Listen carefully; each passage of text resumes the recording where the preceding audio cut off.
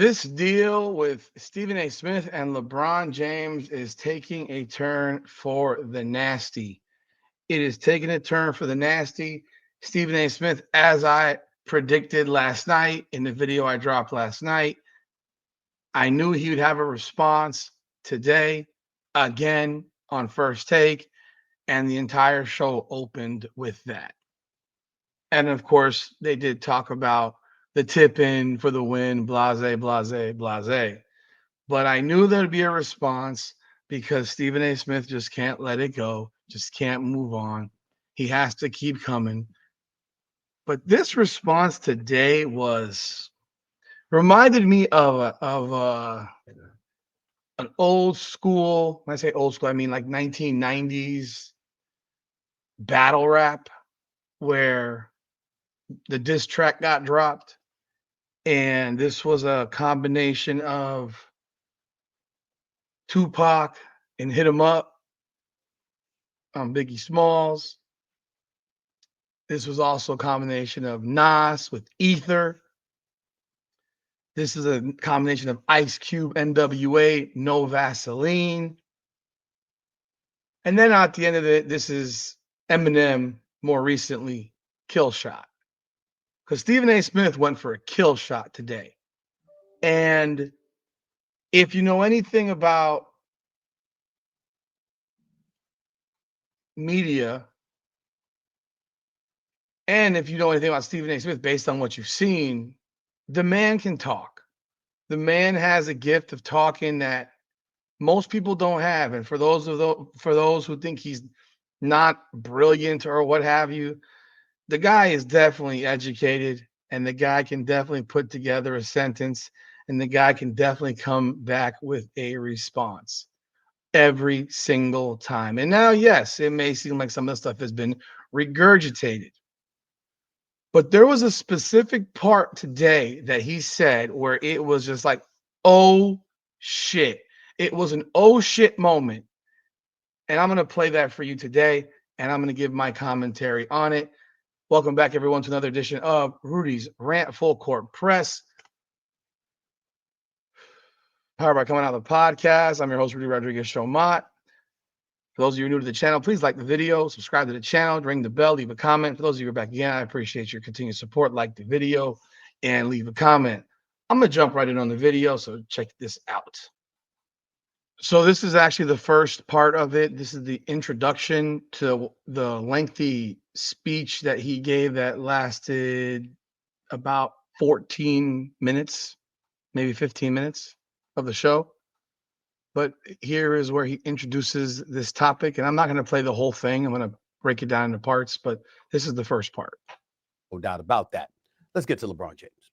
So LeBron James decides who really outside of his crew doesn't really have any friends in the media. Suddenly he's going to be in Indianapolis, driving into the country and go and do a show that comes on immediately after First Take. Clearly they were looking at it and they used the upcoming Mind Your Game podcast with Steve Nash to disguise what his real agenda was, which was to address me, because he continues to lie to the world about what I said and who I was pointing the finger at. To regurgitate an obvious point, when I talked about Bronny James early in the season, and I highlighted the fact that at that particular moment in time, he simply was not ready, I was calling out LeBron James. All right, so we'll stop right here. I just wanted to open it up with that so you see that he's calling LeBron a liar.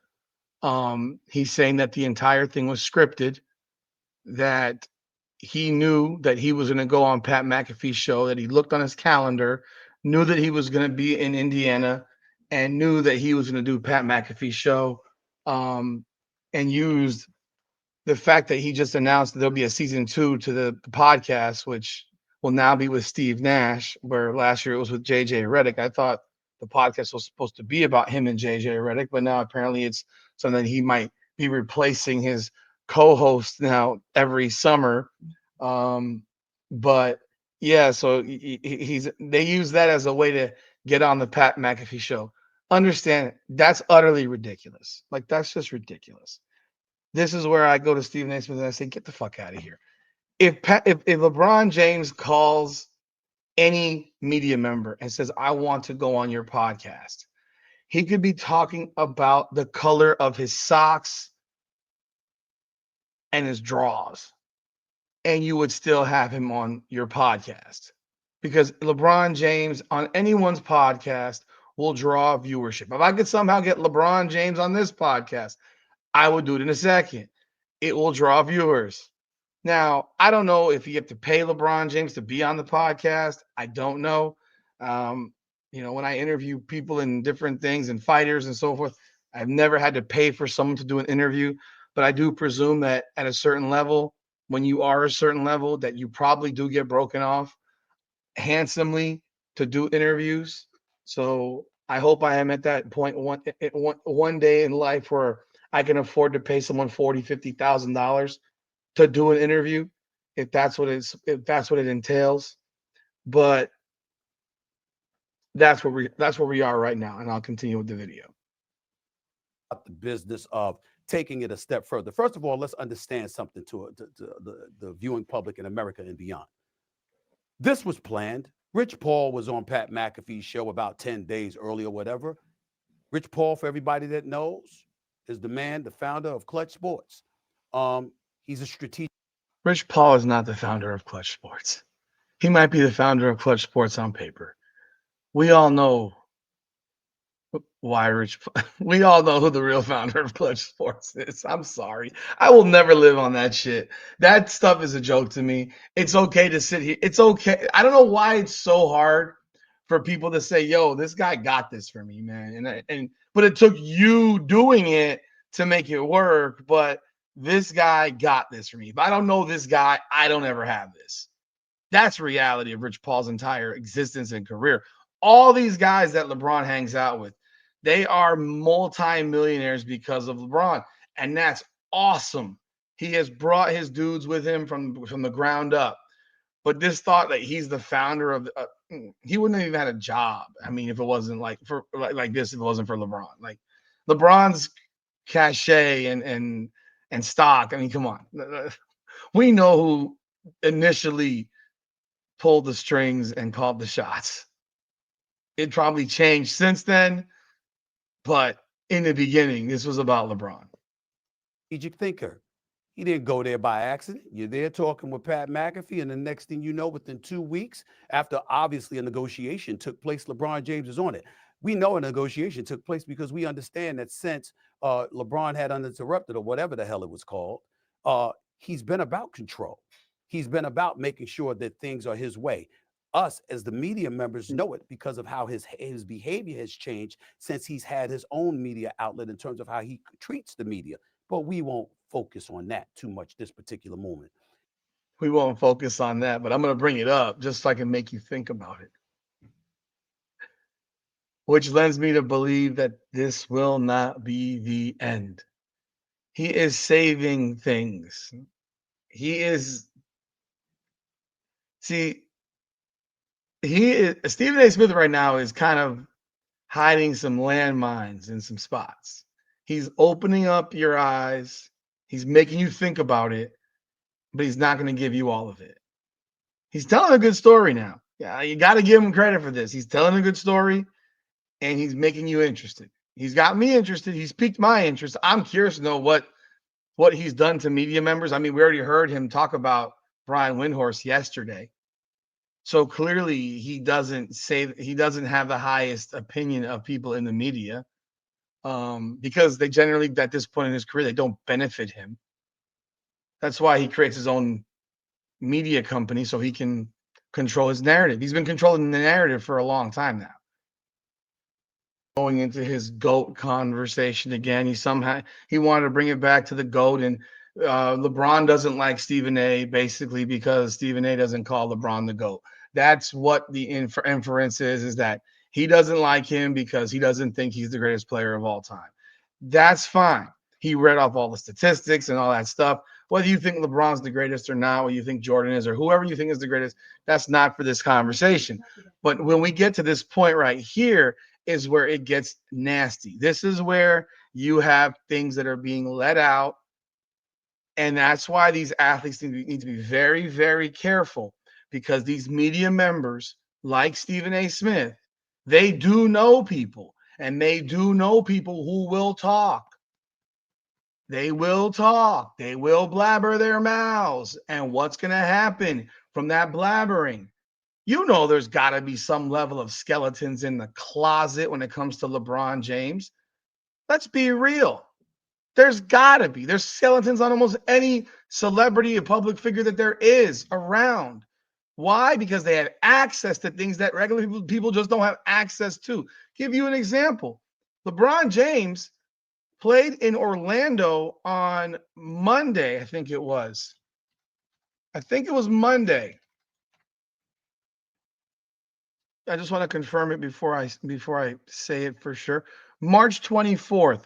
That was Monday. Yeah, Monday. So they played Orlando on Monday. On Tuesday, I was at the Miami Heat game against the Golden State Warriors. You know who was at that game? LeBron James's wife. She was sitting courtside. Why is Savannah James at a Miami Heat game sitting courtside when her husband was just in Orlando and now he's in Indianapolis because the Lakers played the Pacers yesterday? But his wife is in Miami? I mean, hey, far be it for me to say, but you still have a 17-year-old son who's at home. Yeah, I'm sure he's being watched. He's still 17, 8. He's still a high school kid. Most people don't leave their high school age children so they can fly across the country. That's far be it for me to say. I don't live that life. I'm in a different world. I don't live in that world. What I'm sure someone's watching him. But the wife is here, the husband's there. People were joking about on Twitter that, oh, she must be there for Jaime Jaquez. I mean, Jaime Jaquez must be sowing his oats everywhere because of the rumors about Eric Spoelstra's ex-wife. So those are the jokes that are being pushed out there. But again, we're talking about accessibility and the means to do whatever it is you want to do. But LeBron's also had a great group around him to insulate him from the possible backlash of things. I mean, how many times does a guy have to be, you know, implicated on PEDs? Players have said it. Former players have said it. It's in court documents that everyone in LeBron's circle has been who's been named in PED investigations, except for LeBron. That just doesn't make a lot of sense. He disappears for 2 weeks with an injury this is the speculation now. He disappears for 2 weeks. He's done this before where he disappears for 2 weeks. He's injured and then comes back looking like a fucking a tank. A Mack truck tank. I mean, it these are things that are out there. Now, Stephen A. Smith didn't get onto those. I'm surprised he didn't, but the rumors are out there. Can't confirm them. Can't confirm, but they are in court. He has people in his circle who are allegedly in court, who are not allegedly, they are in court documents. But you have to be very careful with these media members because the ones in powerful positions, Stephen A. Smith has a powerful position. So he probably knows a lot more than what he's ever said. He knows a lot more, and let's keep on playing. And I never bothered him before or after. I just stated a point in fact. We want to forget that. We want to forget that other people were pointing to his legitimacy or lack thereof as a McDonald's All-American. We want to point to LeBron James, and we don't want to bring up the fact that he was the one that said on the record, my son is better than some NBA players right now. You want me, draft my son. We want to conveniently forget that. I'm not doing that. I cover this sport. This is what I do. And if LeBron James wants to see me continue to cover the sport or he wants to have a problem with me. All right, he covers the sport, man. He covers like 8 people, man. See, that's where bro, if you covered the sport, you talk about a lot more people than LeBron James, man. You cover LeBron James. You cover about 8 people. You don't go to games that are not, you don't go to the Washington Wizards versus the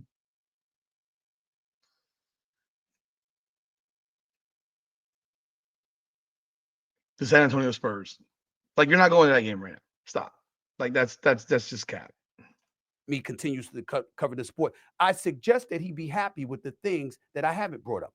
I never brought Oh boy, here we go. This is where it gets nasty. up really and never really discussed why you were not at Kobe Bryant's memorial service. I never really brought up or discussed why you did not attend Dwayne Wade's Hall of Fame induction when that man was directly responsible for you capturing a championship for the first time in your career. I brought up none of that. I didn't bring up the fact that even though when people had asked, you had alluded to what had happened tragically to your son, and thank God he's okay with his heart condition. I didn't bring up the fact that even though you couldn't go to the Hall of Fame induction of Dwayne Wade weeks earlier, you were out of the country on business. I didn't bring that up. That's your personal business. Okay. Ooh, But I didn't bring that up. Well, I just brought that shit up now. Oh, I didn't bring it up then, but I brought it up now. Hell, he didn't bring up the fact that he was hanging out with Draymond Green the next day. He was hanging out with Draymond Green the next day. fact is, you wasn't at the Hall of Fame induction of a brother that's going to drastically assist to you being a Hall of Famer because he helped you become the champion that you are, and he was a big brother to you. I brought up none of these things. But LeBron James, at the end of the day, wants to come at me, and he's walking around pouting. Why would he be pouting? The man is 22. He is universally recognized as the Mount Rushmore of Okay, LeBron's not 22 now. He acts like he's 22 maybe, but he's not 22. He's 40. basketball. He is unquestionably one of the greatest players to have ever played basketball.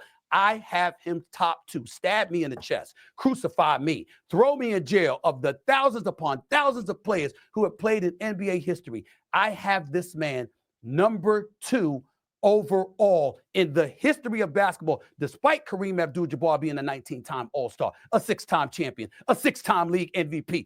It was the greatest, the most trusted move, offensive move in NBA history with the skyhook. I still had him ahead of Kareem Abdul-Jabbar. It's not enough. So much so that you go this route. You know what's funny is that he keeps bringing up. I have him number two. He's going back to that GOAT conversation again, and I didn't want to play all this crap, but it's rolling, so I'll let it roll for a minute. Here's reality again. And yesterday he talked about having his heart taken out, and the funny thing is when he said what he said, and that people couldn't, like, there was no one that would stop those guys, but they did stop those guys. So that's why and so all that said, and he said Duncan could never be stopped, Jordan could never be stopped, Kobe could never be stopped. But yeah, they've been stopped. I mean, Duncan and Kobe did get stopped after they started winning championships, whereas Jordan, once he started winning championships, never got stopped from winning a championship. This one here, and I'm not including Washington. This one here, he's now going back. He had them. Why would LeBron be number two? I almost think that he puts LeBron number two at this point, so people can't say he's a hater, because I don't even think he believes that LeBron's number two of all time. I genuinely do not believe that he truly believes that. I think he says that for lip service. I think he says that to say for people to not call him a hater. And if that's what it is, that's what it is. If he believes it, he believes it. But he's literally arguing against LeBron at number two. He's doing it right now. He just gave you 10 reasons why Kareem should be number two or should be ahead of LeBron. It's very unfortunate that he has done this. It's very unfortunate that he has tried to ostracize me amongst the NBA community and the sports world and beyond, talking about how I talk about I'm pooping on the players and all of this other stuff. They don't bring up all the time we praise the players. I applaud them when they win. I criticize them when they're messing up in an effort to make sure that you don't do it again. I'm not wishing anybody to fail, but You know, it's funny that he does mention that, because again, right there, if you don't catch that, if you don't catch what Stephen A. Smith just said, he just said that LeBron James is literally orchestrating people to not speak to him. It's been reported already that Draymond Green won't talk to Stephen A. Smith. We all know why, because Draymond Green glazes fucking LeBron James. These men don't walk in their own shoes. They walk in the shoes of him. The guys that are friends of his, they walk in his shoes. They do what he says. He's like the god for them. But at the end of the day, when it comes down to it, he basically accused LeBron James of trying to get players to be against Stephen A. Smith to pretty much prevent him from being able to do his job. but I have to call it how I see it because I have an audience to answer to. These players, I don't get paid to talk to you. I get paid to talk about you, but I am happy to talk to you anytime you want to. I offered LeBron James that opportunity in his camp years ago. They passed. I said, I'll come wherever you want me to come. You don't have to come on my platform. I'll come on yours. He passed. I said, I don't want any editing. I want the audience. I want America. I want the world to hear it live, authentic, and in living color. I can say that to him right now. Ain't nobody hiding. But the bottom line is, I don't anticipate he's going to take me up on that offer just for the same reason he did. He came up to me courtside instead of meeting me in the back in the locker room so we could talk man to man. He doesn't want a rebuttal. He doesn't want any pushback. He just wants to say what he said like he did on courtside and then depart, but looks right up to the camera that's behind us that I never saw, who was filming it all along. The man orchestrates stuff. The man will smile in your face and he's got something behind his back, ready to stab you in it. It's who he has been. It's who I have known him to be. It's why he doesn't like me because he knows I know it. And it's why I certainly don't like him. But it's not going to stop. Woo! It's come out. Stephen A. Smith admits he doesn't like LeBron as a person. He admits that LeBron doesn't like him as a person. He says LeBron's going to stab you in the back, which he's done. He's done. He did it to Cleveland. He did it to Miami. He did it again to Cleveland. He's done it to players that are supposed to be his friends. He just stabbed Anthony Davis in the back. He knew about that trade. In fact, he asked for the Morris brother to be put in the trade. His brother said it recently in a podcast. His brother said it, that LeBron asked for the other Morris. I don't know which Morris it is, by the way. Asked for the other Morris to be included in the trade. LeBron knew about the trade. It was put out. He knew about the trade. We said he knew about the trade. Oh, the Glazers of LeBron will tell you, oh, he didn't know. No, he fucking knew it. He always knew it. There was no way that trade was ever getting made without LeBron James' stamp of approval. No way in hell. No way in hell. LeBron stamped that trade. He double stamped. He triple stamped the double stamp. You can't dumb and dumb. He triple stamped. He quadruple stamped that motherfucker. He absolutely knew about that shit. This man just told you that LeBron James is an evil motherfucker, is what he's basically just telling you. You can't trust him. He's got no friends outside of his group from when he was 18 years old. Everybody else is a pawn on his chessboard. That includes the likes of D Wade, Carmelo Anthony, and all these other guys, Chris Paul, and all these other guys who are his friends. They aren't his friends. They're people he knows that he has business relationships with. These guys aren't his friends.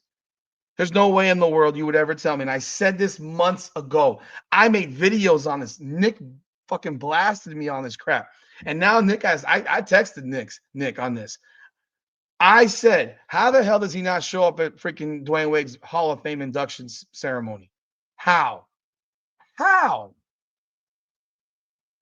Don't give me that shit. I want to know how you don't show up to D Wade's thing. We know why. There's beef. Kobe. The ceremony outside the building, and he's in the goddamn building.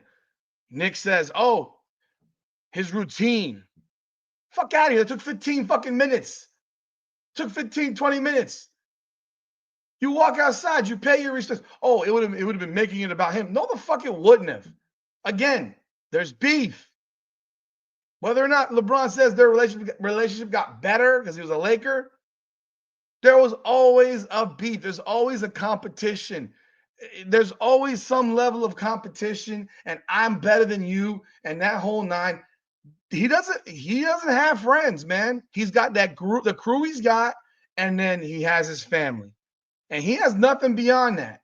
Everybody else, like I said, is a pawn. And that is literally what Stephen A. Smith just said. He said he's got no friends. He sells you out. He doesn't care about you. He will try to screw you and not give two shits. That's what Stephen A. Smith just said. This was an ether shot right here. This was kill shot. Stop me from being professional at all times. America, the world. I work for ESPN. I will not dishonor this network. I will not dishonor this profession by being unprofessional when it comes to somebody I don't like. Just because I don't like you as a person doesn't mean I cannot appreciate your unquestionable, undeniable, unparalleled greatness. I know who LeBron James is and what he has meant to basketball, but I also know how he's alienated a lot of folks along the way. I'm not the only one. I'm just one of the few that is in a position to speak up about it. The brother ain't scaring me. Ain't nobody shivering this way. I don't care what he feels or what he has to say. I stand by the things that I said. I have never, ever gone after somebody's family, and I would never do that.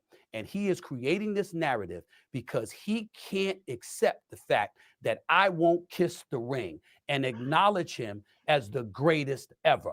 Why? Because he is not. He had to learn to win. His heart got snatched right out of his chest in an NBA Finals series against the Dallas Mavericks in 2011 when he went four straight fourth quarters. He averaged 2.2 points per quarter. Two of those games, he didn't even score a point. One of those games, he didn't even attempt a field goal in the fourth quarter. That's a go? Maybe it is to somebody else. It's not to me. I stand by what I said. I appreciate him. I hope the Lakers win. I'd rather be in LA than someplace else come June. I'm not rooting against him, and I'm not rooting against him. But it is what it is. We stand where we stand. You do what you do. I do what I do. But when you come into this lane, my brother, it's the equivalent of me stepping on a basketball court, going up against you, asking you not to shoot a jump shot or whatever. This is my lane, bro. And anytime you want to get down, we can get down. I have no problem debating him. I have no problem showing up in front of an audience. I'll show up on his damn show. It doesn't matter. I have a right to believe that Michael Jordan is the greatest ever and LeBron James is number two. I have the right to feel that way without him feeling like I called him everything but a child of God and then accusing me and my reputation and my character of going after somebody else's family. I don't do that. I never would. I would have dishonored this network. I wouldn't dishonor Disney. I wouldn't dishonor the NBA that I've covered for over a quarter of a century. And I wouldn't dishonor This myself. is He ain't worth bananas. it. I'm going to do my job. I'm going to call it like the hell I see it. And that's the way it has been. That is the way it is. This And is that is the way it is going this to is the stay. mic drop moment Bottom for him. line, last point is this. The day he came up to me was the day my new contract was announced. So he knows, like everybody else, it's going to be a little while before I go away. I was here before he got here in 2003. And in all likelihood, I'm going to be here when he's gone. You got to deal with that, bro. Plain and simple. It ain't a crime for Michael Jordan to be a GOAT. But clearly, it's a crime with him. And he goes through all of these histrionics and all of this other stuff with Pat McAfee. All right, let's move on with that. All right, I'm gonna give my closing thoughts on this. I'm wondering if he's reading a teleprompter, if he's just coming off the cuff. Because I come off the cuff. I don't know if he's really reading a teleprompter on some of this stuff. He wrote all this stuff out. But I will tell you this right now. I'm a Miami Heat fan. I remember the finals. I remember that Dallas Mavericks series. I remember it so damn well because I was there. I was in that building. I was in Dallas in the building. I watched one game from a bar in Dallas. I watched one game in the building in Dallas. And then I came home and I watched game 6. I was there for games 3. I was in Dallas. I was in South Florida for no, I was in Dallas for games 3, 4, and 5. I watched one on TV at my hotel room because I got there that night. The second night I went to a bar, a Buffalo Wild Wings in Louisville, and the Heat were up 8 in the fourth, or 9 in the fourth, and LeBron disappeared. The Heat won game 3. Game 2, Miami was up 15 in the fourth and blew it. But game 3, the Heat won in Dallas. Game 4, the Heat lose after being up 9 with about 9 minutes to go. LeBron James, disappearing job. Game 5, I'm in that building. They're up 5 with about 4 or 5 minutes to go. LeBron James, disappearing again. Game 6, disappearing again. He disappeared in that series. He shrunk So when he says they took his heart, now I got what he was saying from yesterday. They took his heart. I remember it like it was yesterday. That man shriveled up so much. I gotta believe, I don't know, never has he been that passive before or that passive after. So either he tanked on purpose or the moment was too big. You decide which one it is. He tanked, which means he didn't want D Wade to be the MVP because everyone knew that D Wade was going to be the finals MVP at the rate that series was going because D Wade had been dominating that series. D Wade averages like 26 points a game in that series, something like that, 26, 27 points in that series. He had been dominant in that series. And that was when D Wade still had his knees and he was still at the top of his game. And that was the first year in which you didn't know is the team LeBron's, is the team D Wade's, what's going on. Chris Bosh is confused. He doesn't know where to go. Fact of the matter was, LeBron James shriveled up being guarded by Carlos Barea, Deshaun Stevenson, Jason Terry. Everybody bothered him. Everybody got into his head. But again, your decision. Did he choke or did he tank? If he choked and you believe he choked, then you should be on board. The GOAT conversation, if he's so bitter if LeBron is so bitter that Stephen A. Smith does not have him number one, grow the fuck up. If that's what he believes, I mean, if that's what Stephen A. Smith believes, and that's what LeBron really is, grow the fuck up. Like that's crazy to me. Like, grow up. I don't even have LeBron at number 2, by the way. So, because I remember 2011. I remember that disappearing act.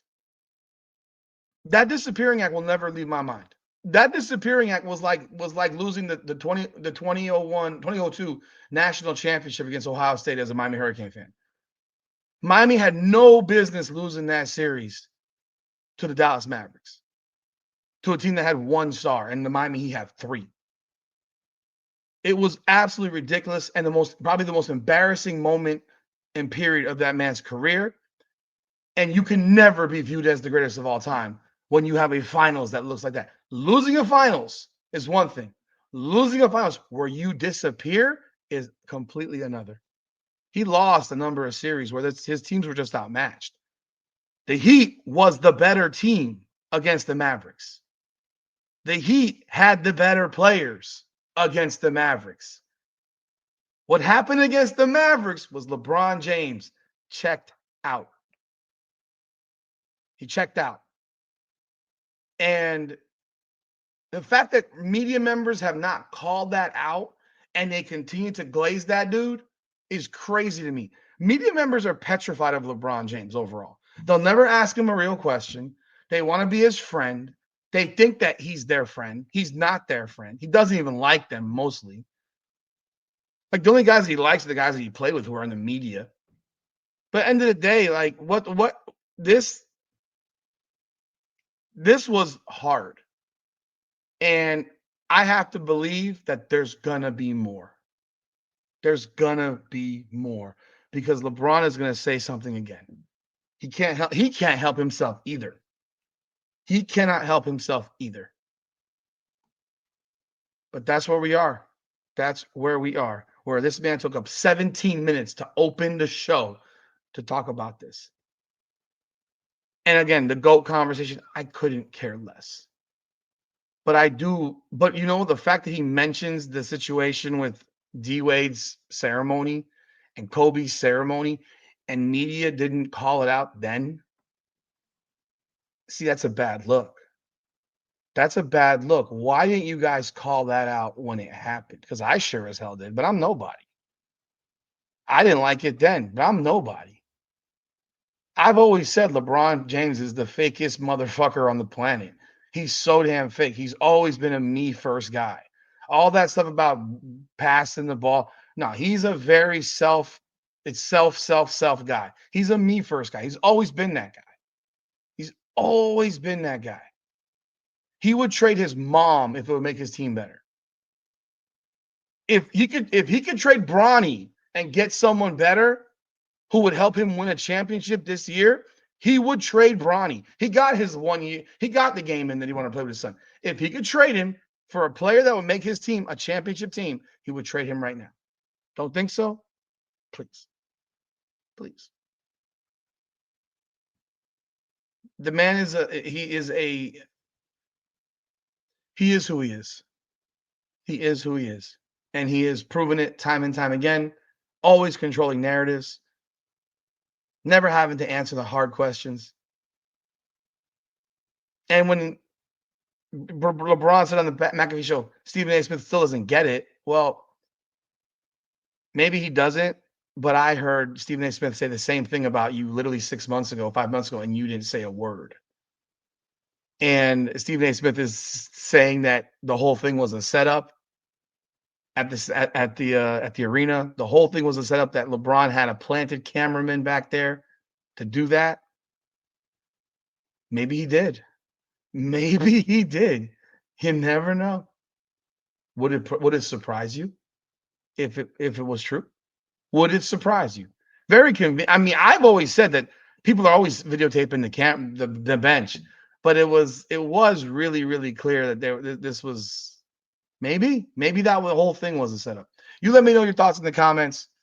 But this is a body blow for LeBron James, because now people are gonna have a lot of questions as to why he didn't go to D Wade's event and Kobe's event, and maybe bring up the Dallas Mavericks choke job again, and maybe stabbing people in the back.